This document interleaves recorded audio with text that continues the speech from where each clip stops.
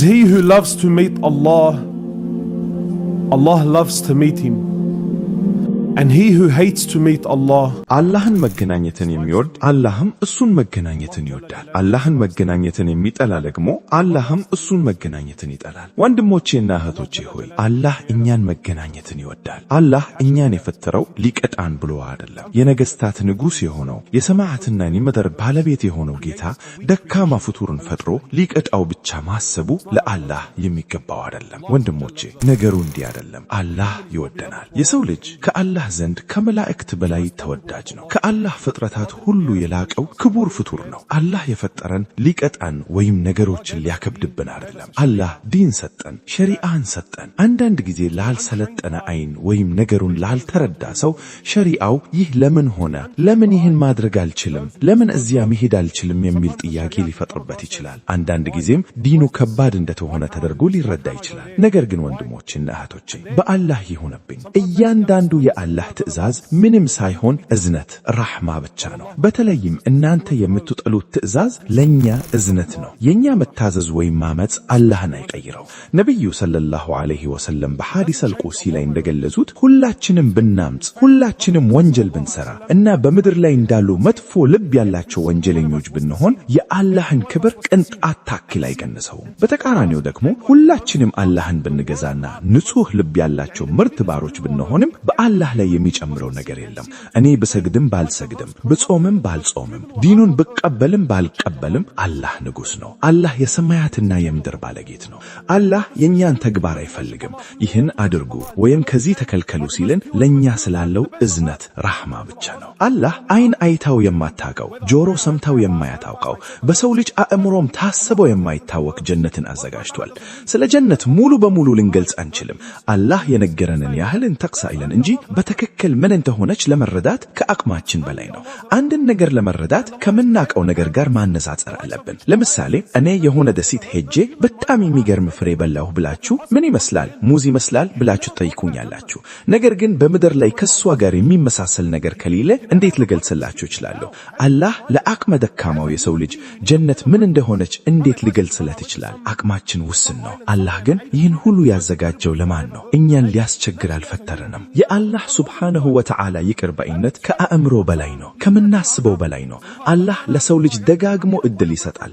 ነብዩ ሰለላሁ ዐለይሂ ወሰለም እንዳስተማሩት አላህ ይቅር ለማለት ምን ያህል ቅርብ እንደሆነ ተመልከቱ።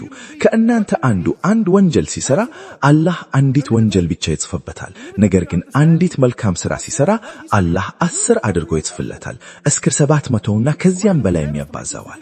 አላህ ለምን ይሄን ያደርጋል? የይቅርታ በሮች ብዙ እንዲሆኑለት ነው።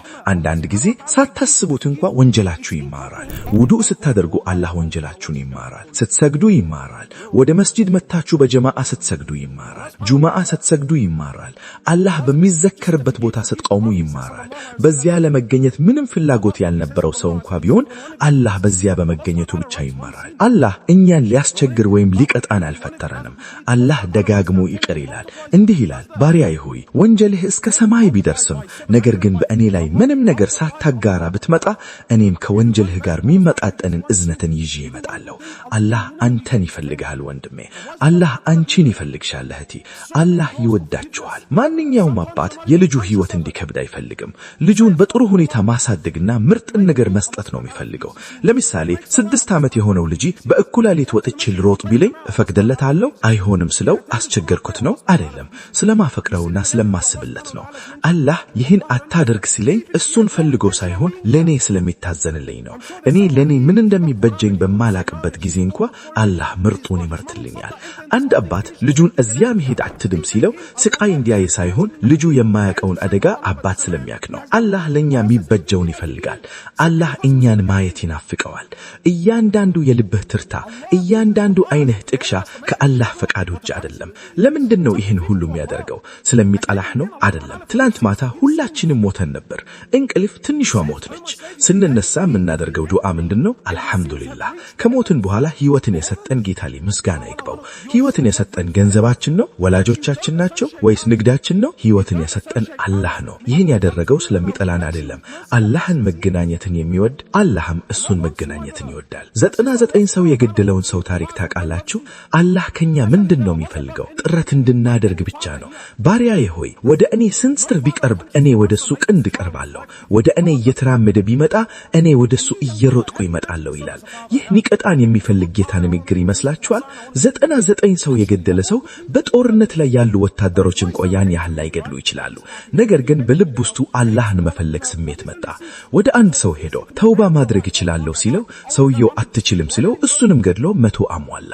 ነገር ግን በውስጡ እውነተኛ ፍላጎት ነበረ። ወደ አንድ ዓሊም ወይም ልቅዲ ሄዶ ሲጠይቀው ዓሊሙም አንተና አላህ ይቅርታ መመላጠት እንደሚቻለው አለው። ነገር ግን ተውባህ ይሟላ እንዲሆን ከዚህ ከተማ መውጣት አለበት። እዚህ በመጥፎ ሰዎች ተከብበሃል። ስለዚህ ወደ መልካም ሰዎች ዘንድ ሂድ አለው። እኛም ይቅርታ እንፈልጋለን፣ ለውጥ እንፈልጋለን። ነገር ግን ያለንበትን ሁኔታ ለመቀየር ዝግጁ አይደለንም። ጓደኞቻችንን፣ አካባቢያችንን፣ የሐራም ገቢያችንን ለመተው ዝግጁ አይደለንም። ነገር ግን አላህ ይቅረን ይፈልጋል። ነገሩ እንዲህ አይሰራም። ይህ ሰው ግን እውነተኛ ስለነበር ተነስቶን ጉዞ ጀመረ። በመንገድ እያለ ሞት መጣ። የእዝነት መላእክትና የቅጣት መላእክት ተከራከሩ። የቅጣት መላእክት 100 ሰው ገድሏል ሲሉ፣ የእዝነት መላእክት ደግሞ ተውባ እያደረገ ነበር አሉ። አላህ በመካከላቸው ፈራጅ ላከ። ከወጣውና ከሊደርስበት አስበው ከተማ ያለውን ርቀት ለኩ ተባለ። ሲለኩ ለወጣው ከተማ ቀረበ ተገኘ። ነገር ግን አላህ ምድርን አዘዛትና ርቀቱን እንዲቀየር አደረገ። በ100 ሰው ነፍስ የቸቀነን ሰውን ለማምር አላህ የዓለምን ህግጋት ቀየረ። ወደ መልካሙ ከተማ በአንድ ስንጽር እንዲቀርብ አደረገውና የእዝነት መላእክት ወሰዱት። በአጅሩ ወንድሜ አላህ ከኛ የሚፈልገው እውነተኛ እርምጃ ብቻ ነው። ሁላችንም አላህን እንፈልጋለን፣ ነገር ግን ብዙ ሻንጣዎች ተሸክመናል። ለውጥ እንፈልጋለን፣ ግን የምንላቸው ነገሮች ወደ ኋላ እየጎተቱን ነው።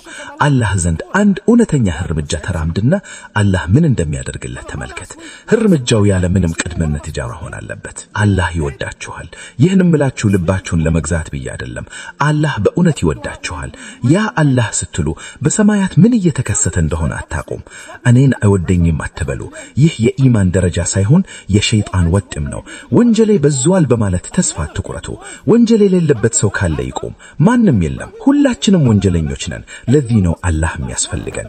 ዛሬ ማታ አንድ እውነተኛ እርምጃ ወደ አላህ ተራምዱ። ያ አላህ ወንጀሌን ማረኝ በሉ። አላህ ይቅር ማድረግን ይወዳል። ረመዳን ሊመጣ ነው። አላህ ወደ ቤቱ ጋብዞሃል።